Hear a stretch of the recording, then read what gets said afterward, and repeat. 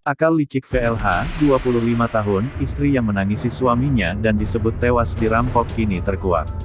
Sang istri diduga merupakan otak pembunuhan suaminya sendiri, seorang juragan emas bernama Nasruddin alias Acik, 45.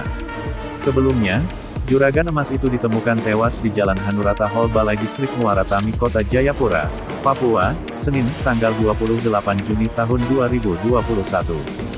Istri korban mengaku suaminya tewas dirampok oleh kawanan begal.